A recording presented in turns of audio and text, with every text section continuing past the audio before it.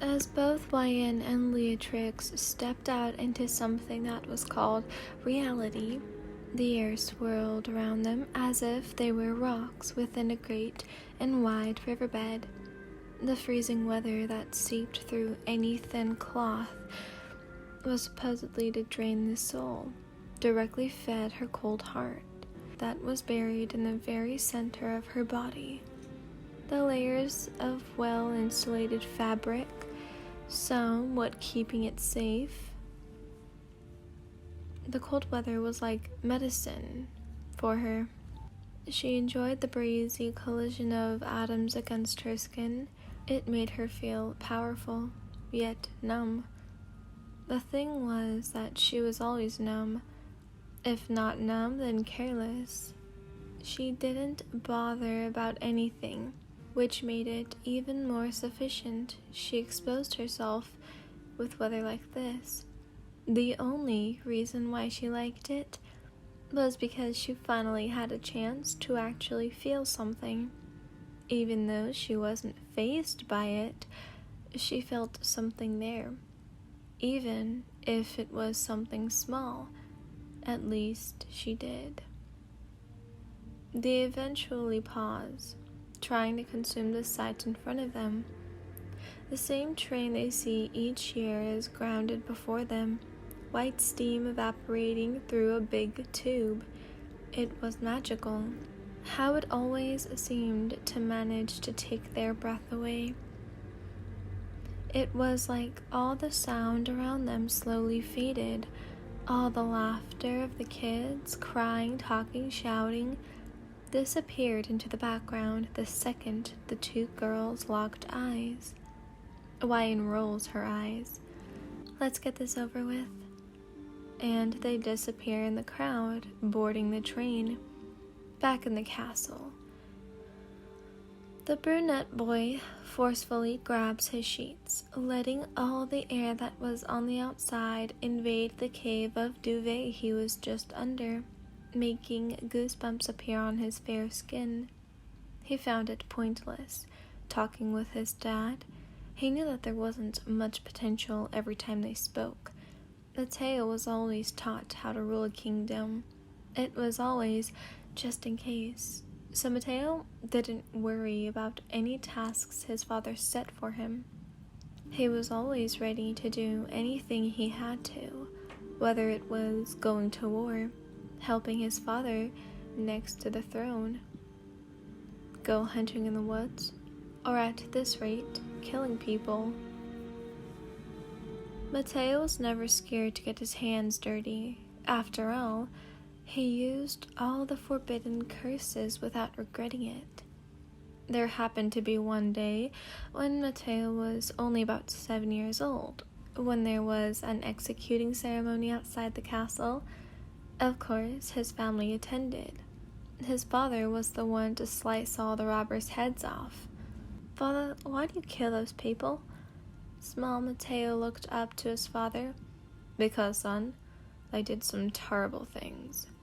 "Will I have to do that when I'm older?" he asked, tilting his head in confusion. His father chuckled. "When those you love are under threat, murder transitions into the love defense mode, child," patting Matteo's brown hair, and it glued into the side of his head. Ever since, he loved to see people suffer. He was the common sort of psychopath. In this world, he was considered bland. A revenge served as cold as his heart, but he held his inner pain to be the fault of others, caused by others. Never once has he looked into the mirror of his own soul and asked what different choices he could make, not for his sake, but for the sake of others, because what he would do would affect the future of others. And Mattheo never felt pity for anyone. He grabs his outfit, which was already on his couch, placed nicely there by Carrie, and puts it on, glancing to check himself out in the big body mirror that hovered above his head. He had his famous black suit on, a black turtleneck underneath his blazer. Even he had to admit, he never looked bad in this outfit. So he went out his door, walking down the grand stairs, whilst fixing the thin fabric around the nape of his neck, shuffling his hair one last time to make it set perfectly.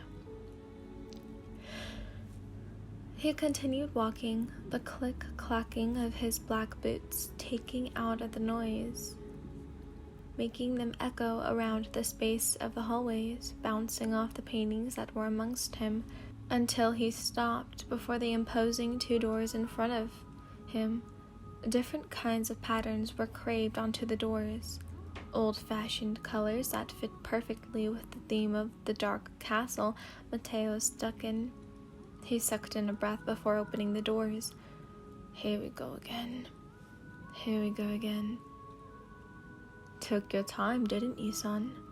His dad snarly remarked, not bothering to look up at him, a fork and a knife in his hand, serving himself bacon that was on the long table. Oh, please, father, save the backhanded comments. Just get this over with already.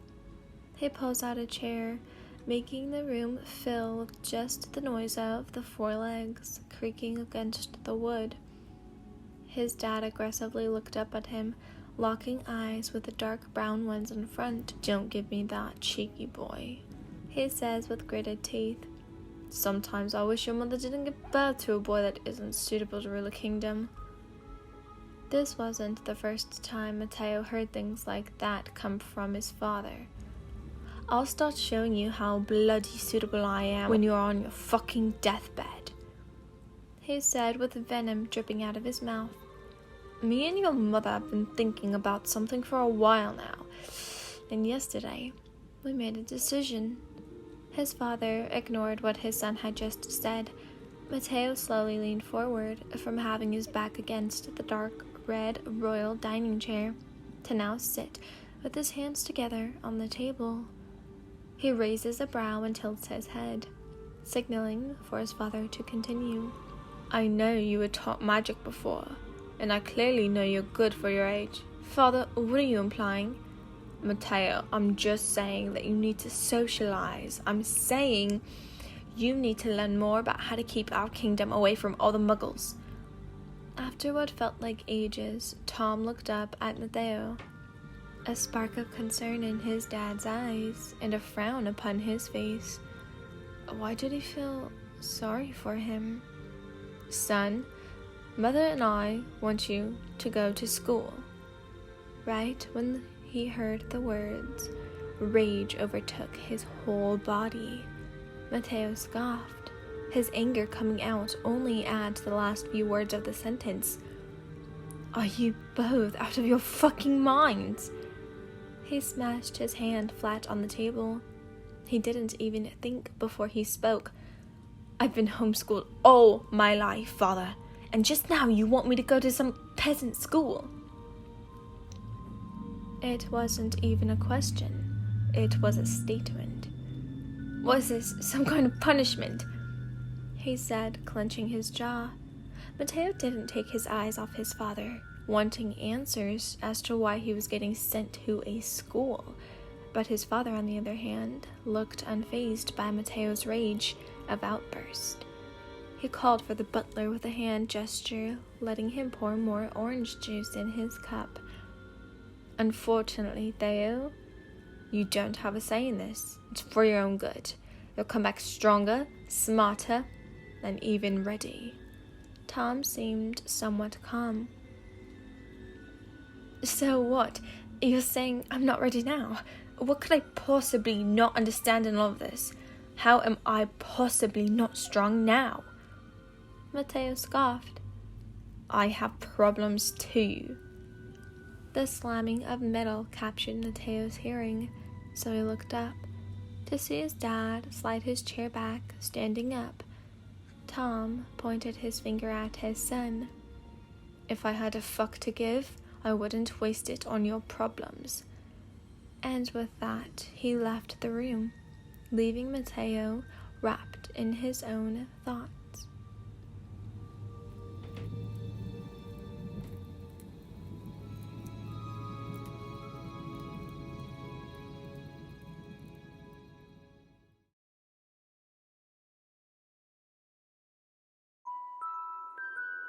if you're listening to this, I hope you have an amazing day, afternoon, or night, whenever you are.